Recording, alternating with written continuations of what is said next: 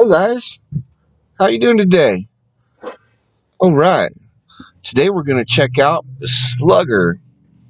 Unfortunately, I'm missing Thunder, but Wildcard's gonna fill in for us today, and hopefully he doesn't break nothing. But here goes.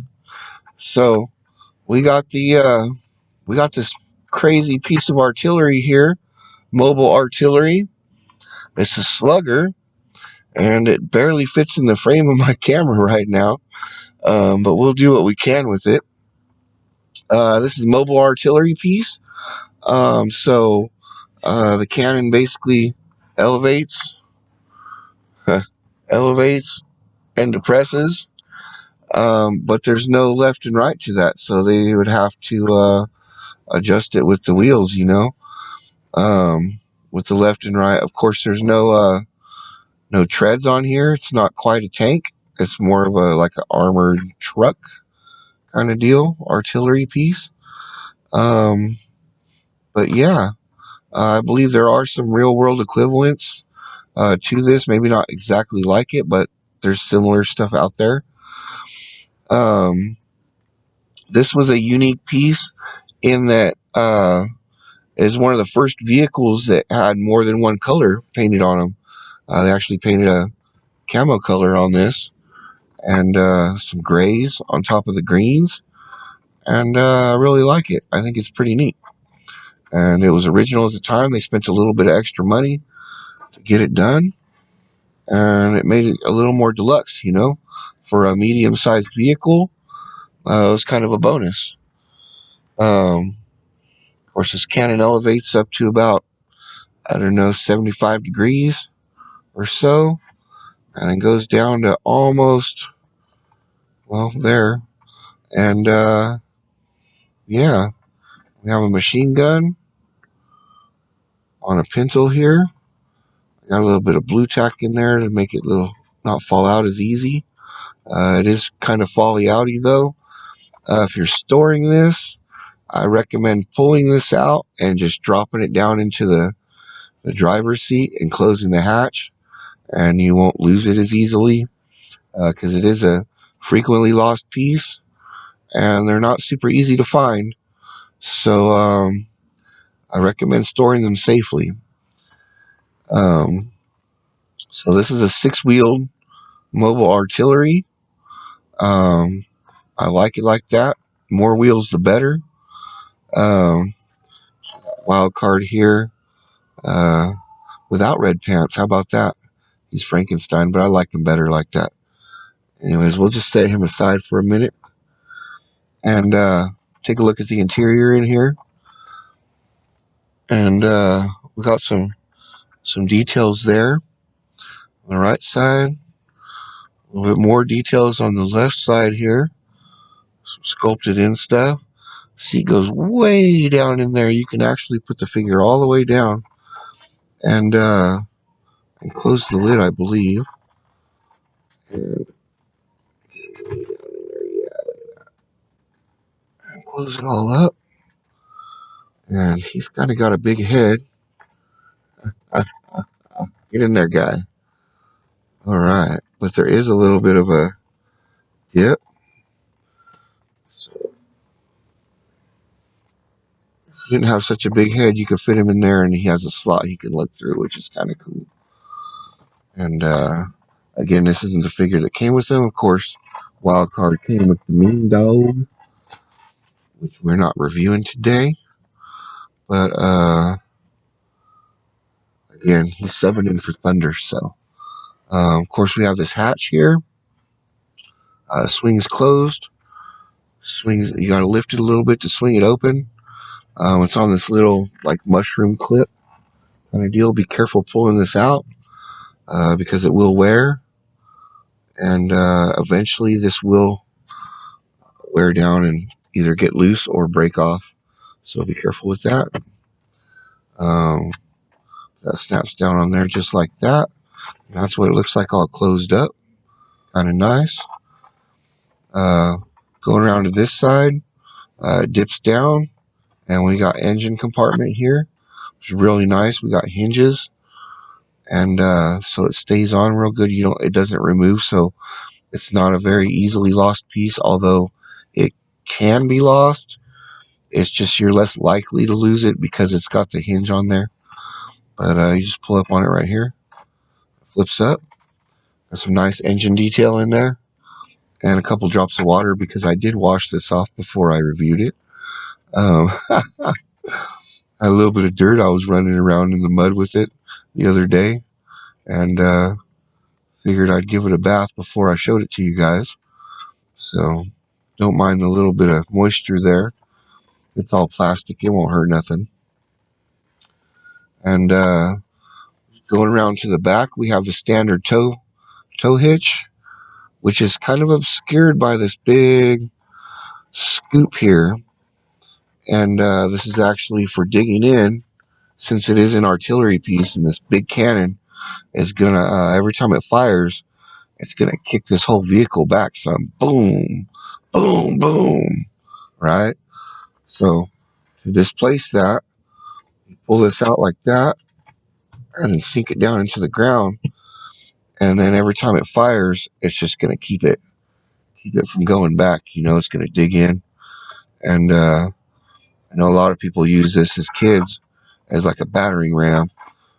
Back into guys and slam, crush their vehicles, or pretend it was like hydraulic, and slam, slam, all that good stuff that kids do. But yeah, it was actually just to mount it for a artillery emplacement, and at least with it down, you have access to the tow hitch. But if you hook it up to something to tow hitch and then you try to tow it, you're going to be dragging this around with you. But I think it's a really cool idea.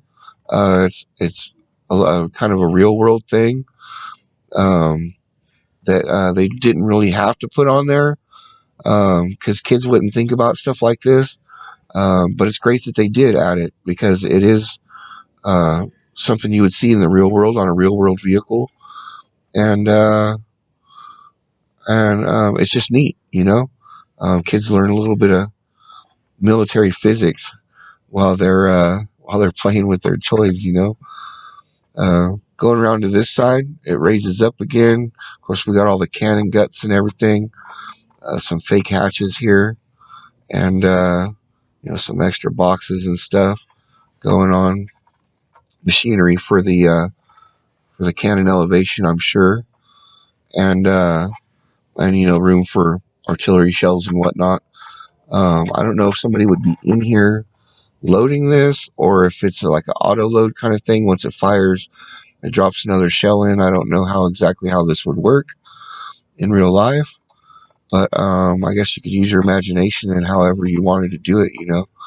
It does only fit one figure. You have a fake hatch in the front here for the driver, but no real like hatches in the back for anybody else, unless this is a hatch here for a figure. Also, when you elevate the gun, you've got some other detail in here, and as you can see, there's a little piece of something in there. Over time, the plastic on the cannon will wear, and it gets a little loose where it doesn't want to stay.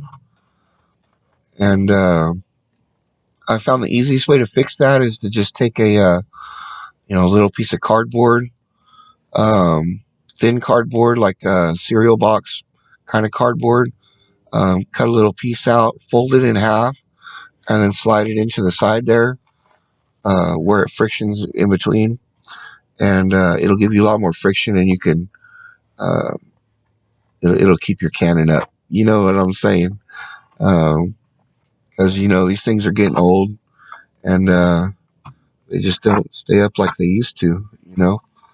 But that's an easy fix, and yeah. Of course, we got this big, huge cannon going on. Mine is a little charred on the tip here. Actually, shoot fireworks out of it every now and then for photo shoots. If you're careful, it doesn't melt the plastic. It just kind of browns it a bit. I don't recommend it if you're super if you're super careful with your toys. I might not recommend it because it can be dangerous for your plastic. Um, but you know, as a photographer, sometimes you got to do what you got to do to get those shots.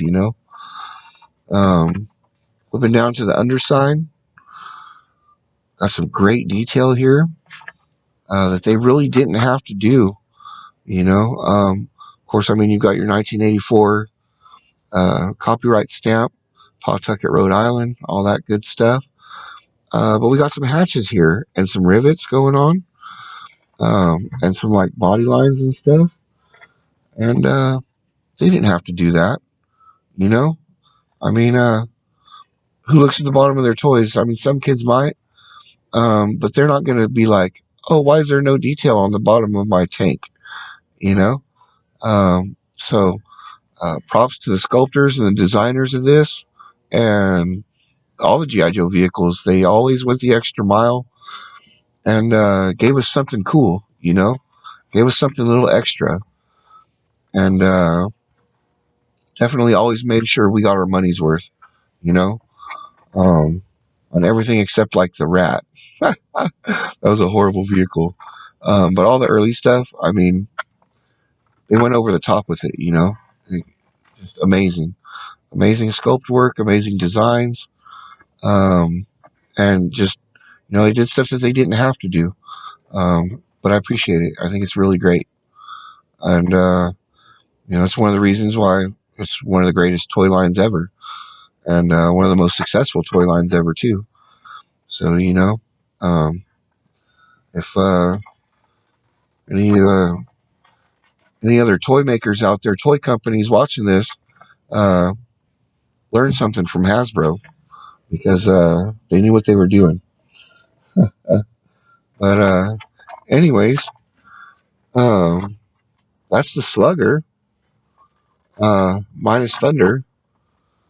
But yeah, what'd you guys think? Um, I call it a middle tier figure or middle tier vehicle.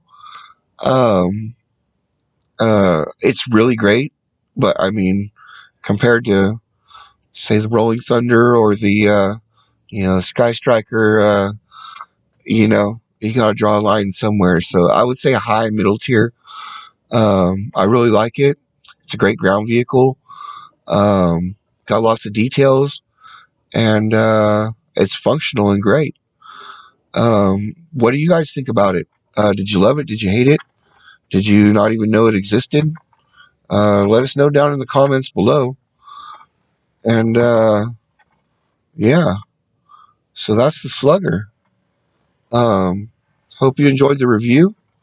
It was fun bringing it to you. I always like sharing stuff from my collection, and hope you dig it. Um, and that said, we'll see you next time. All right.